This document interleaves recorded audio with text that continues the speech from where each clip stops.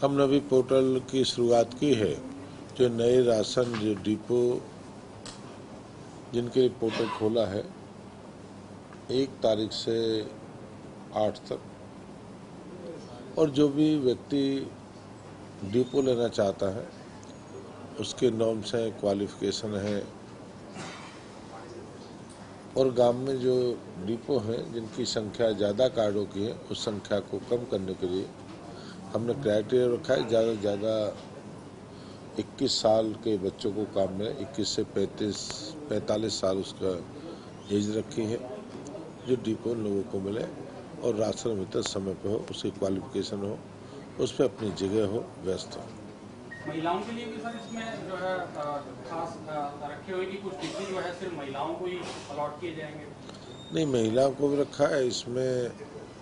कई बार विडो महिला भी इसमें है, पहले नंबर पर उनको प्रायोरिटी दी जाएगी। जो इस तरह की महिला है जिनके साथ इस तरह का हादसे हुए हैं तो उनका पहला नंबर उनका रखा जाएगा। उसके बाद जो भी क्वालिफाइड महिला जो भी रहेंगी उन सबको इस लाइन में रखा है, और जल्द जल्द गांव के सरपंच हो, मेंबर हो, विधायक हो, जो वहाँ के लोग जानकारी देंगे उसको भी उसमें श्रेणी में रखा जाएगा। और लोगों को राशन में समस्या ना हो कि कई बार व्यक्ति परेशान होता है, राशन नहीं, बार बार कंप्लेंटबाजी करता है। कांग्रेस हरियाणा मांगे इस बात के जरिए कह रही है कि उद्योगों की स्थिति बड़ी खराब है, इतने सम्मेलन कराने के बाद उद्योग नहीं आ पाए। आप तो उद्योग मंत्री, क्या जवाब देंगे? कांग्रेस के मित्र भूल गए, उनके वहाँ सोनीपत में खरखौदा में कितना बड़ा काम चला हुआ है, रेलवे कॉरिडोर वहाँ पे बना हुआ है, अपने अपने हाईवे के साथ साथ है। और उनके सोनीपत, झज्जर, बहादुरगढ़ में जाकर देखिए, फरीदाबाद, अगर इतनी बड़ी जीएसटी आती है तो तभी तो आती है हरियाणा में उद्योग है। अगर उद्योग ना आते, नई जीएसटी जो बढ़ी है उद्योग के कारण ही तो है। तो कांग्रेस के मित्र याद दिलाते फिर भूल जाते हैं, क्यों हम उनको बार बार याद दिला रहे हैं फिर भूल जाते हैं। कि कई बार मेरे मित्र हैं जो कांग्रेस के, वो होश में हवास खो बैठे हैं। बार बार याद दिलाना, बार बार उनको कहना, एक ही रट उनके सामने राज बनाएंगे। राज उनको मिलने वाला नहीं है, 14 में मिला नहीं, 19 में मिला, 24 में मिलने वाला नहीं। तो उसको क्या है कि वो तो उनका इलाज नहीं है ऐसे लोगों। एक सवाल और उन्होंने खड़ा किया, राज्यसभा सदस्य रामचंद्र जांगड़ा को लेकर उन्होंने कहा कि नर्सों को लेकर के जो राज्यसभा में बयान दिया वो सही नहीं था, नर्सों के खिलाफ ऐसी टिप्पणी नहीं करनी चाहिए। आप किस नजरिए से देखते हैं उनके बयान? ये राज्यसभा में बयान देना, जो ने बयान दिया कि समय के हालात होंगे, जो बयान दिया होगा रामचंद्र जांगड़ा जी ने जो बयान दिया होगा, और जिस बयान की उन्होंने बात की है, मुझे उसके ज़्यादा नहीं जाऊंगा मैं उसमें।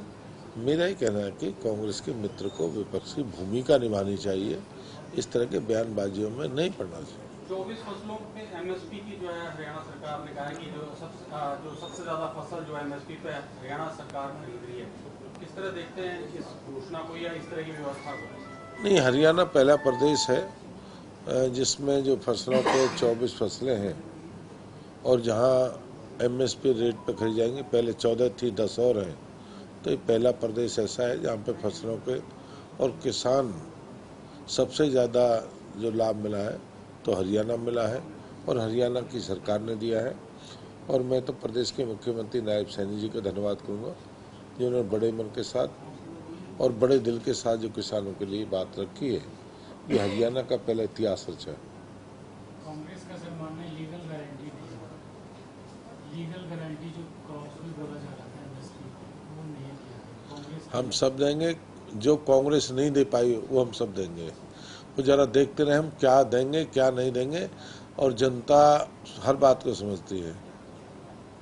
एक सवाल और सर, तमाम कर्मचारी जो है सरकार के खिलाफ धरने में बैठे हैं, चाहे वो नर्स हो गए, चाहे दूसरे भी और भी कर्मचारी, सब कर्मचारी संघ हरियाणा ने भी आह्वान किया है कि, और भारतीय जनता पार्टी की जो या आरएसएस की एक इकाई है बीएमएस, वो भी कह रहे हैं कि सरकार हमारी मांगे नहीं मान रही। तो कर्मचारियों के जो यूनियन के नेता, उनके तालमेल में कहाँ कमी आ रही है? नाराज नहीं, मांगने का हक है, अधिकार है। और कर्मचारियों को पता है कि बीजेपी की सरकार है, जब मांगेंगे तो मिलेगा। और कभी नाराजगी ये नहीं करा भाई हम नाराज हैं, उनको देने के लिए बहुत कुछ है। और जो कर्मचारियों के जो अधिकार है उसको सरकार देगी, उनके हक है उसको मिलेगा उनको। ऐसा नहीं है कि भाई बीजेपी सरकार भाई कर्मचारी विरोधी है, कर्मचारियों हक में नहीं है, और कर्मचारी हक में जो भी फैसला होगी सरकार उनके हक में अवश्य करेगी और उनके हक को कभी रखेगी नहीं। सर, दीपेंद्र हुड्डा ने कहा कि फरीदाबाद सबसे ज़्यादा टोल जो है, सबसे ज़्यादा टैक्स जो है वो देता है, 5 तरफ से जो है वो टोल टैक्स फरीदाबाद वासियों से जो है वो वसूले जाते हैं, लेकिन उनके लिए किसी तरीके का कोई भी काम जो है वो नहीं किया गया। देखो, जो जिस समय रोडें बनी हैं, टैक्स की बात हुई, उस समय क्या रहा क्या नहीं रहा उसकी जानकारी मुझे पता नहीं, पर जो भी है कानून में है कि फरीदाबाद के चारों तरफ हाईवे भी फरीदाबाद के साथ है, स्टेट वे भी, एक्सप्रेस रोड भी फरीदाबाद के साथ है। जब बड़े बड़े हाईवे की सुविधा लेंगे तो टैक्स देना पड़ेगा। फरीदाबाद नगर निगम के 200 करोड़ के घोटाले पर जो है वो सरकार चुप्पी साधे हुए है, उसके कभी ऊपर कुछ बोलना कभी चुप्पी नहीं साधी। फरीदाबाद ने इंक्वायरी कराई है और जिस 200 करोड़ घोटाले उसमें मिला कुछ नहीं। खोदा पहाड़ निकली चुई है, जो भी 6-7 करोड़ जो ठेकेदार का मिला है उसे कार्रवाई है। लोग जेल लोग आए हैं, जो जेल नाम लेना बड़ा आसान है पर निकालना बड़ा मुश्किल है।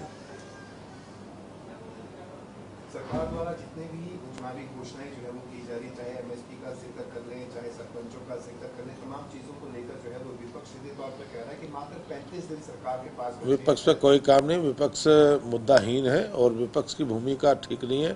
और विपक्ष होता तो प्रदेश के रास्ते और निकलते, आम व्यक्ति अपनी बात है, विपक्ष को काम नहीं। हमसे जुड़े रहने के लिए हमारे YouTube चैनल को सब्सक्राइब करें और नई वीडियो की नोटिफिकेशन के लिए बेल आइकॉन को दबाएं।